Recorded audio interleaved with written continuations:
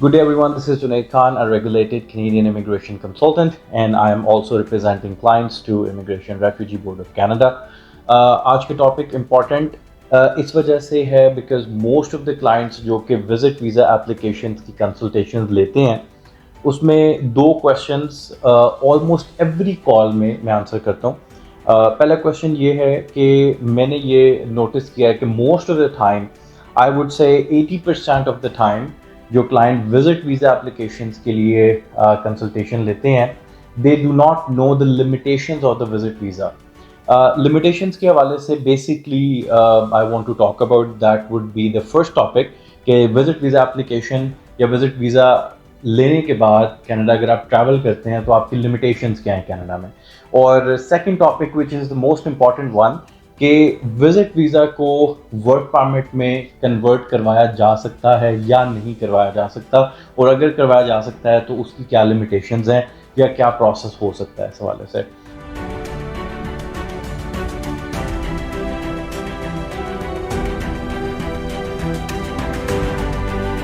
So let's start with the first topic. What are the limitations of the visit visa holders after receiving the visit visa application or after receiving the visit visa itself? अच्छा, जब आप limitations की बात करते हैं तो पहली चीज़ तो ये है कि you can only stay in Canada for the period of 6 months. 6 महीने से ज़्यादा आप कनाडा में स्टे नहीं कर सकते अगर आप विजिट वीज़ा पे कनाडा एंटर हो रहे हैं. इसमें अब दो तीन चीज़ें ट्रिक भी हैं, मैं आपको वो भी एक्सप्लेन कर देता हूँ साथ साथ, क्योंकि कुछ क्लाइंट्स के साथ, नॉट मोस्टली, लेकिन कुछ क्लाइंट्स के साथ ये इंसिडेंट्स हुए हैं at the border, eight the port of entry, airport कह लें उसको. अच्छा, पहला क्वेश्चन ये है कि स्टे कितनी देर का हो सकता है. तो स्टे आपका you are only allowed to stay for 6 months. अच्छा, इस 6 मंथ्स के स्टे के ड्यूरेशन में दो तीन डिफरेंट चीज़ें हो सकती हैं. Few clients के साथ ऐसा हुआ कि when they arrived at the airport, despite having 6 months stay in Canada legally, कुछ क्वेश्चनिंग की गई एयरपोर्ट पे एंटर होने से पहले, और आफ्टर क्वेश्चनिंग जो इमिग्रेशन ऑफिसर था या जो CBSA ऑफिसर था at the port of entry at the airport, they decided to only give them access for few days, जिसमें वो आपके पासपोर्ट के ऊपर बाकायदा डेट लिख के मेंशन करते हैं कि यू हैव टू रिटर्न और you have to leave Canada on that day और बिफोर दैट डे, और वो डेट 6 मंथ्स के पहले की होती है. मोस्ट ऑफ द टाइम ऐसा होता है कि इफ दे क्वेश्चन यू कि आपने कितनी देर के लिए स्टे करना है, do you have a return ticket, और अगर आपकी रिटर्न टिकट 15-20 दिन की है तो they will only allow you to stay in Canada for those 15-20 days, और वो आपके पासपोर्ट पे लिख देते हैं और एक स्टैम्प भी कर देते हैं कि आप इससे पहले कनाडा एग्जिट करेंगे, जबकि आपका जो विजिट वीज़ा एप्लीकेशंस की जो लिमिटेशंस में जो चीज़ है 6 मंथ्स आप स्टे कर सकते हैं. सो अगेन मैंने प्रीवियस भी कुछ वीडियोस में इस हवाले से बात की कि कनाडा की जो बॉर्डर एजेंसीज हैं, जो CBSA है या फिर जो इमिग्रेशन ऑफिसर्स कनाडा जो बॉर्डर पे होते हैं, border means the airport, they have more authorities now. They can even change the documentation, they can cancel your visa, they can revoke your visa, they can change the expiration date of your visa, or like I said, like I just mentioned कि वो आपकी जो exit date है उसको भी modify कर सकते हैं. That means कि अगर आपको 6 months का valid stay है आपका, जो कि IRCC की तरफ से आपके ऊपर ये limitations लगती हैं 6 months की, वो आपको उससे पहले भी exit करवा सकते हैं. कितने परसेंट केसेस में ऐसा होता है? आई वुड से 2 to 3%. क्यों ऐसा होता है? If immigration officer, CBSA officer जो आपको रिसीव कर रहे हैं एयरपोर्ट पे, if they are not, if your story or whatever you are telling them, जो भी क्वेश्चनिंग आपसे हो रही है, if that doesn't make sense to them, और अगर उनको लगे कि you shouldn't be staying in Canada for the specific time period, और इस डेट को देने से पहले वो आपसे ज़रूर पूछ लेते हैं कि आपका अपना प्लान क्या है. आपके अपने प्लान में आप उनको बताते हैं कि we are leaving in 20 days, हम 20 दिन में चले जाएंगे, हमारी रिटर्न टिकट है, तो वो आपको उस रिटर्न टिकट के अकॉर्डिंगली ही एक स्पेसिफिक डेट दे देते हैं कि आपने इस डेट से पहले कनाडा को लीव करना है. 2 to 3% केसेस में ऐसा हुआ है. मेरे अपनी कंसल्टेशन में सिर्फ एक केस में ऐसा हुआ था, लेकिन वो भी this was not the exact story, लेकिन मैंने ये एक्चुअली होते हुए देखा है. अगेन अगर ऐसा नहीं होता, اگر آپ ایئرپورٹ پہ آتے ہیں, آپ ان کے کوشچنس کو آنسر کرتے ہیں اور آپ کو they let you enter Canada, تو آپ کے پاس جو اسٹے کا ڈیوریشن ہے وہ 6 months ہے. ایک اور کوشچن اس میں یہ ہو سکتا ہے کہ واٹ ایف آپ 6 months سے زیادہ اسٹے کرنا چاہ رہے ہیں, تو لیگلی آپ اسٹے کر سکتے ہیں, لیکن you have to send an application to the IRCC which is called the application for extension of your stay, اور اس ایکسٹینشن کی بیس پہ آئی مین you have to have a valid reason. جیسے موسٹ آف ٹائم ابھی کچھ ایکسٹینشن میں نے خود بھی اپلائی کی تھی کہ you know if somebody's parents are here, اور اگر آپ پیرنٹس ہیں, آپ کے بچے کینیڈا میں رہتے ہیں, you know you want to spend more time with them, تو بڑی ایزیلی آپ کو ایکسٹینشن مل جاتی ہے another 6 months کی, یا it's upon the discretion of the immigration officer us time پہ کہ وہ آپ کو کتنی دیر کی ایکسٹینشن دیتے ہیں. لیکن آپ کے 6 months ختم ہونے سے پہلے آپ کو یہ ایکسٹینشن کی اپلیکیشن سبمٹ کرنا ہوتی ہے. سو we are wrapping up this point over here کہ 6 months کا اسٹے ہے, 6 months تک کم بھی ہو سکتا ہے اگر وہ ایئرپورٹ پہ آپ کو بتائیں, اور اگر ایئرپورٹ پہ انہوں نے آپ کو نہیں بتایا تو آپ 6 months ایزیلی اسٹے رکھ سکتے ہیں. اور اگر آپ نے 6 months سے زیادہ اسٹے کرنا ہے تو you have to late IRCC نو, آپ کو ایکسٹینشن کی اپلیکیشن سبمٹ کرنا ہوتی ہے. دوسری لمیٹیشن پہ آ جاتے ہیں, you are not allowed to work. This is very very crystal clear, ٹھیک ہے. موسٹ آف دی اپلیکینٹس, میرے بھی کچھ کلائنٹس اور جو لوگ آلریڈی یہاں پہ ہیں, they are searching for work, اگر وہ دیکھ رہے ہیں تو سم ٹائم میں نے یہ دیکھا ہے کہ دے ڈونٹ ایون نو کہ they are not allowed to work on this visa category at all. آپ کہیں پہ بھی جاب نہیں کر سکتے, آپ کہیں پہ کیش جاب بھی نہیں کر سکتے. کیش جاب از ویسے ہی its legal, but most of the time if you are looking forward to it, you are not allowed to do that. So make sure you are here, you want to maintain your status, you want to change your status later on, تو آپ rules کو, regulations کو جو کہ آپ کے visa پہ, آپ کی کیٹیگری پہ, آپ کے اسٹیٹس پہ امپلیمنٹ ہوتی ہیں, آپ ان کو فالو کریں. سو اسٹے کی ہم نے بات کر لی, اور سیکنڈ لمیٹیشن کہ آپ کام نہیں کر سکتے, that is very crystal clear. کچھ چیزیں جو آپ کر سکتے ہیں, بینک اکاؤنٹ کھلوا سکتے ہیں, آج کل اس پہ بھی تھوڑی اسٹرکٹنس ہے. کچھ جو میرے کلائنٹس آتے ہیں سم ٹائم وہ اوپن کروا لیتے ہیں, کچھ کلائنٹس کی طرف سے کالز آتی ہیں کہ ہمارے جو بینکس ہیں وہ اوپن نہیں کر رہے, they need to have a valid ID and all that stuff. So it's a mix situation,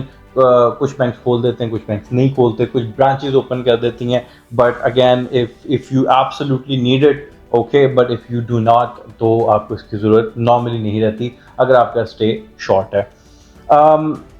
in do statuses کے, ان دو سچویشنز کے علاوہ اگر آپ کینیڈا سے ایگزٹ کرتے ہیں,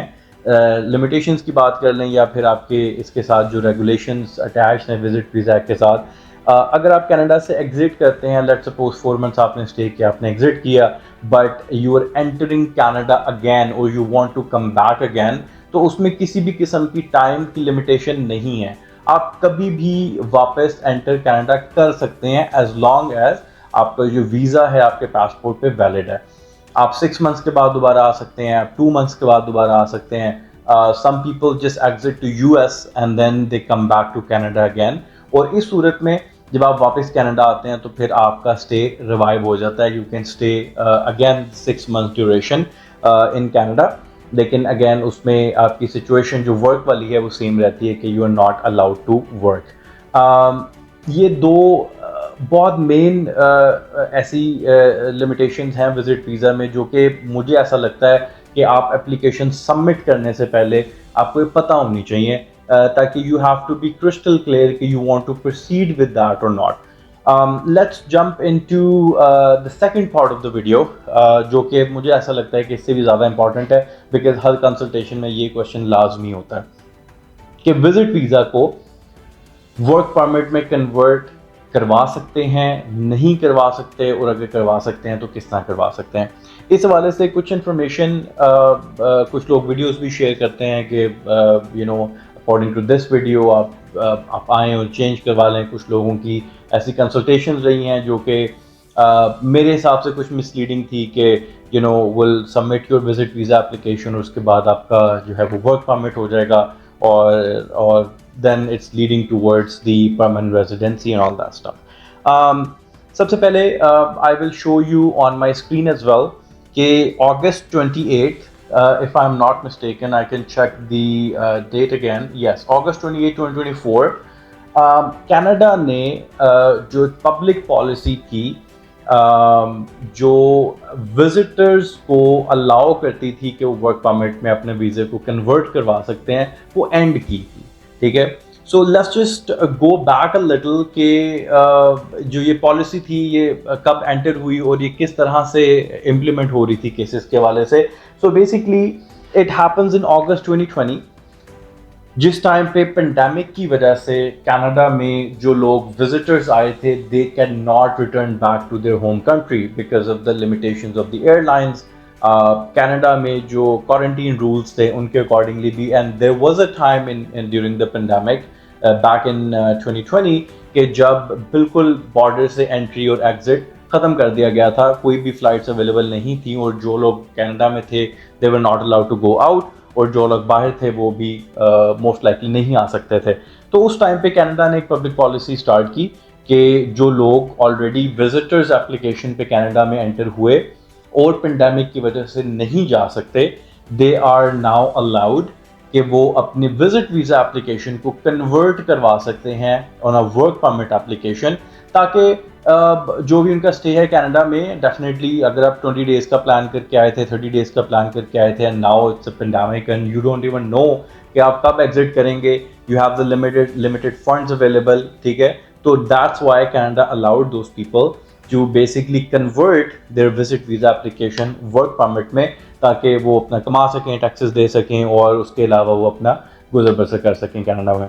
اب یہ پبلک پالیسی کافی دیر تک چلتی رہی even after the pandemic as well, اور جو آپ اپنی اسکرین پہ دیکھ رہے ہیں اس کے اکارڈنگلی اگر آپ اس کا لاسٹ پارٹ پڑھیں تو اس میں کینیڈا نے باقاعدہ مینشن کیا ہے کہ because of some wrong doing with this policy, some people took advantage of this policy and they mislead people and then they charge people for most of the things ان کا application change کرنے کے لیے، لیکن effective immediately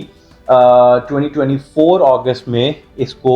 close کر دیا گیا تھا. سو ان a very easy words کہ ود ان کینیڈا آپ اپنی وزٹ ویزا اپلیکیشن کو ورک پرمٹ میں چینج نہیں کروا سکتے، اس پبلک پالیسی کے اکارڈنگلی بالکل بھی نہیں کروا سکتے، اور وائل اسٹیئنگ ان کینیڈا. ٹھیک ہے، یہ بات ہو رہی ہے جو لوگ آلریڈی کینیڈا میں انٹر ہو چکے ہیں اور اس کے بعد اس کو کنورٹ کروانا چاہ رہے ہیں. اچھا، اب اس میں ایکسیپشنس یہ ہیں کہ you can also apply for a work permit جو کہ ڈائریکٹلی لنکڈ ہوں لیبر مارکیٹ کے ساتھ. LMIA بیسڈ ورک پرمٹس ہیں جو کہ آپ ابھی بھی لے سکتے ہیں، اور موسٹ آف دا ٹائم یہ ورک پرمٹس آپ کو while staying in your own country آپ وہاں سے اپلائی کرتے ہیں if your job is having an LMIA. اور اگر آپ کسی ایسے ورک پرمٹ کے لیے اپلائی کر رہے ہیں جو کہ LMIA ایگزمپٹ ہے اور امپلائر بیسڈ ہے، LMIA ایگزمپٹ ہے، ٹھیک ہے، ان کیٹیگریز کو آپ ابھی بھی پرسو کر سکتے ہیں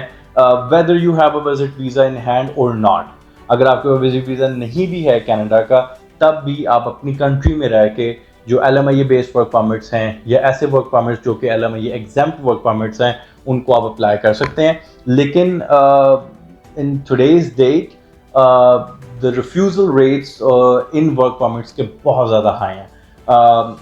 ہائی ہونے کی ڈفرینٹ ریزنس ہیں. سم ٹائم اگر ہم امپلائر سائڈ کی بات کریں تو دیر آر ایشوز کہ ان کی جو ایڈورٹیزمنٹ تھی وہ اپ ٹو دا مارک نہیں تھی، یا پھر ان کے فائنینشیلز اپ ٹو دا مارک نہیں تھے کہ وہ ایک فارن نیشنل کو یا فارن ورکر کو ہائر کر سکیں، یا ان کی کوئی جاب ڈسکرپشن ایسی تھی کہ immigration officer is not convinced کہ آپ کو ایکچولی اس پوزیشن کے لیے ایک فارن نیشنل ہائر کرنا پڑ رہا ہے. There are many issues with the employer's side as well, and then there are many issues with the employee side as well جو کہ different countries سے LMIAs کے through work permits apply کر رہے ہیں. So ایک چیز مجھے ایسا لگتا ہے ان اپلیکیشنز میں جو میں نے دیکھا ہے، جو مین ریفیوزلس کے جو پوائنٹس آتے ہیں وہ یہ ہیں کہ جو ایک پرسن جو کہ ورک پرمٹ اپلائی کر رہا ہے جب امپلائر کے ساتھ کنیکٹ ہو کے وین دے ورک ٹوگیدر، ٹھیک ہے، مجھے ایسا لگتا ہے کہ کہیں نہ کہیں دونوں لوگ، امپلائی بھی، پراسپیکٹ امپلائی بھی اور امپلائر بھی، یہ بھول جاتے ہیں کہ there is a company sitting in the center, there is IRCC in the center, there is an immigration officer in the center of them جس نے ڈیسائیڈ کرنا ہے کہ آیا آپ فارن نیشنل کو ہائر کر رہے ہیں اور وہ آ بھی سکتے ہیں کہ نہیں آ سکتے. سو مجھے ایسا لگتا ہے کہ they both get very comfortable, the employers and the employee, کہ if we are working together then we can definitely bring you ان. اور بہت ساری ایسی مسٹیکس کر دیتے ہیں جو امیگریشن آفیسر کو کنونس نہیں کر پاتی کہ آپ فارن نیشنل کو ہائر کر سکتے ہیں یا پھر ایک فارن نیشنل اس پوزیشن کے لیے کینیڈا آ سکتا ہے. تو that's a different story, will make another video about it, you know, because there has been a lot of ریفیوزلس, so that's why I'm talking about this. So coming back to the original topic, originally visit visa applicants جو کہ already Canada میں آئے ہیں اس وقت visit پہ ہیں, according to this public policy آپ اپنے وزٹ ویزا کو ورک پرمٹ میں چینج نہیں کروا سکتے بیکاز اٹس کلوزڈ ان اگست 2024. اس کے علاوہ جن ورک پرمٹس پہ کنورٹ کروا سکتے ہیں وہ میں نے آپ کو کلیئرلی بتایا کہ اگر وہ LMIA بیسڈ ہیں یا پھر LMIA ایگزمپٹ پوزیشنز ہیں تو صرف اس میں کروا سکتے ہیں. Other then that you are not allowed to work on a visit visa application, on a visitor status in Canada. So be very careful about that, because like I said earlier in this video, the officers does have the power to change your visa, to revoke your visa if they caught you doing something wrong in Canada. So be very careful, and I hope this video sent a message very clearly visit visa کی limitations کے حوالے سے اور work permit conversion کے حوالے سے. Thank you so much.